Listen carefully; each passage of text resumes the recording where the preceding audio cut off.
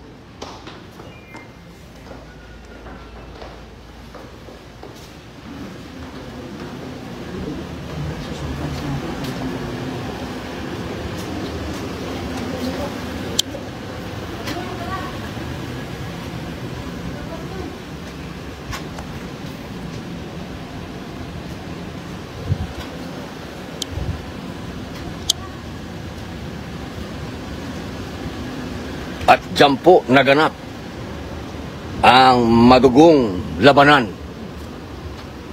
ni Bumbo tsaka ni Anton Llanes. At diyan po naganap diyan po ang madugong labanan. Ayun, nagkagutay-gutay ni Bumbo. Nagkagutay-gutay po ang bahay Llanes sa pagtutuos diyan po ng kasamaan at kabutihan. Ayun, nagkagutay-gutay. Nagkagutay-gutay po ang bahay. Madam Chair, I was a former chief of staff of IG. I became the deputy director for operations of intelligence group, IG. I became a deputy director for administration of intelligence group. How come in the world na nahuli na si Alice Go doon? Kailangan ka pa dalhin ni Makapas doon sa Indonesia para kumbinsihin si Alice Go? I don't see any logic.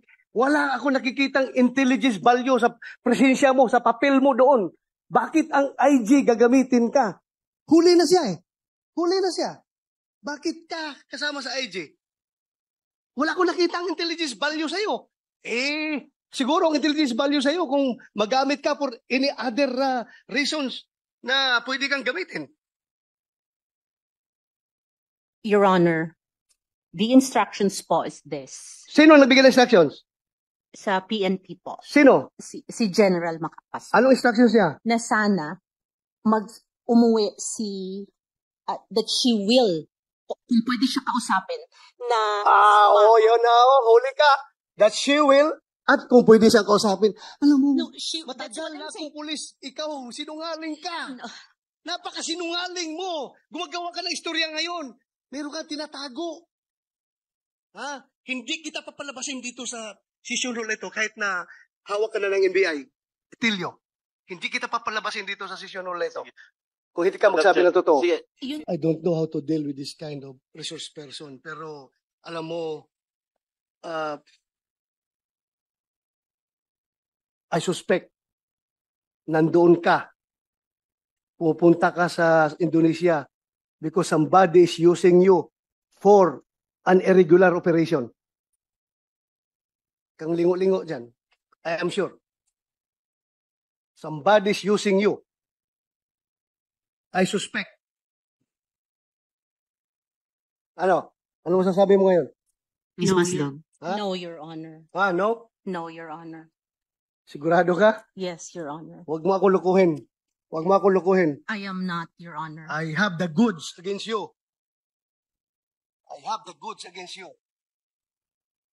But, Madam Chair, next, I will pin you down. I will pin you down. I tell you.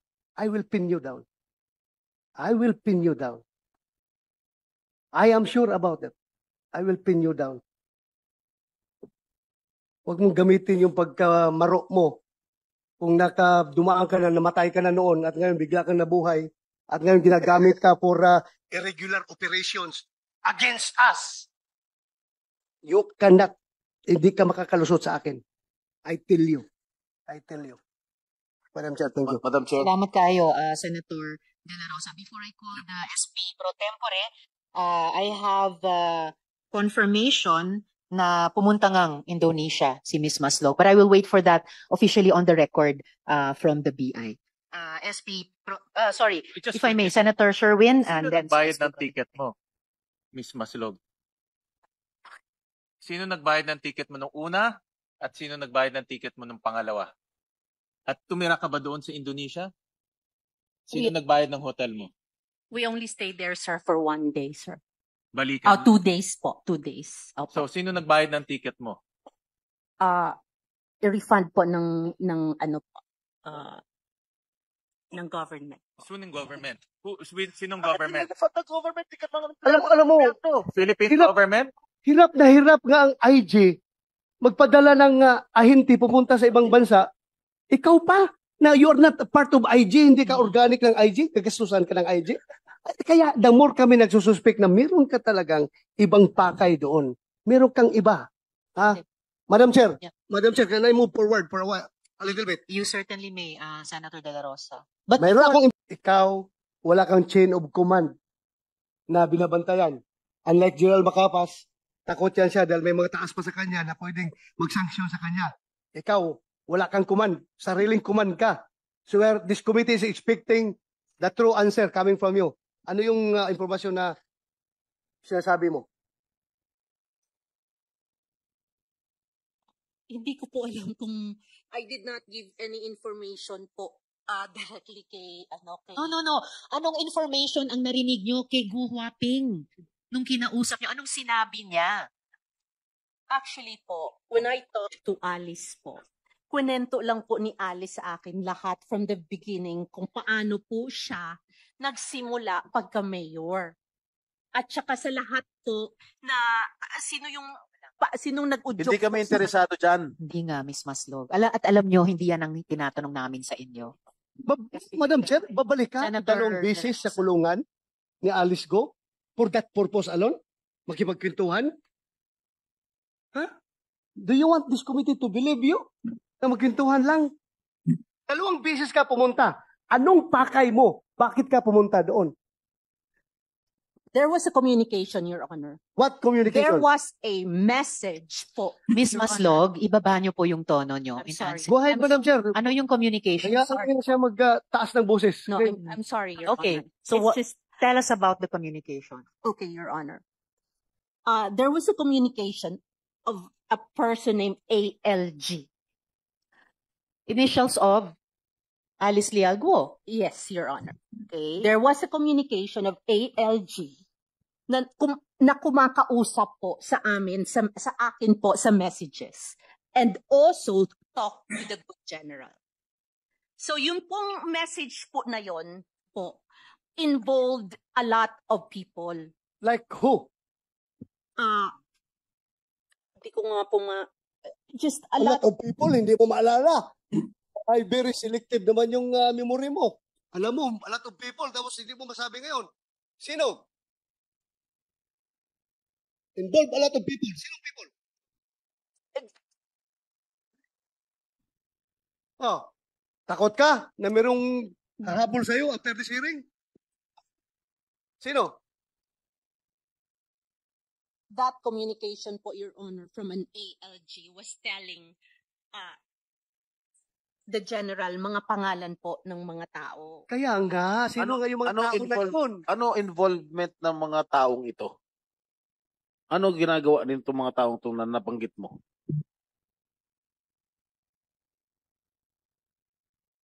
Miss Maslog? Madam Chair, hindi Yes, niya Senator De La masabi-sabi. Rosa. Dahil siya mismo ang may hawak ng affidavit na gustong papirmahan kay Alice Go na ipinpoint si President Duterte, Senator Go, Senator Bato at si General Karamat na nasa likuran ng Pugo Operations. No, sir. Yan ang totoo. Huwag ka magsinungaling dito. Sir, there was no affidavit po. That's Wow. not true, sir. Alice, pumunta siya doon sa'yo two times? Copy. Pumunta siya doon 2 times? You may answer this or not. Basta, pumunta ba siya? 2 times. Bumisita? Madam Chair, opo, 2 times po. O, pumunta siya. Anong purpose ng magpunta niya doon sa'yo?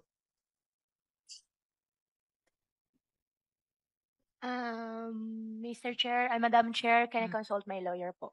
Okay, you can talk to your lawyer. Miss Maslog.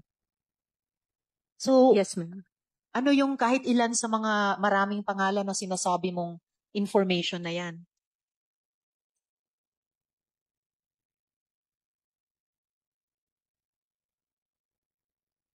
Sinight ka na namin in contempt. I know, Your Honor. You are here in the Senate.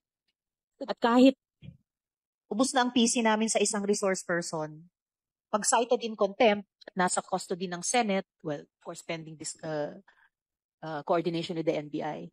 So you are not only in the protection of the NBI, pati kahit ubos na ang PC namin sa inyo, pati protection ng Senate.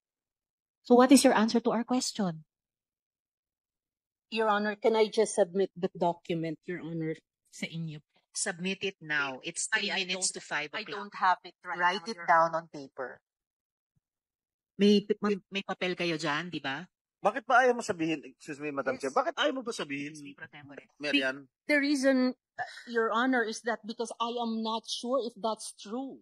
And I don't want to- If it's true, Miss Maslog, kami po magtitimbang sa lahat na narinig namin sa mga resource persons na karaang mga buwan, mga taon. Kami po sa komite magtitimbang alin ang mukhang totoo, alin ang mukhang sinungaling. So we just need the raw information from you. Yung ibang mga resource persons, yung ilan na ayaw sumagot verbally, sige, pinasulat namin sa papel. Submit it to us now through the COMSEC so that the committee members can see.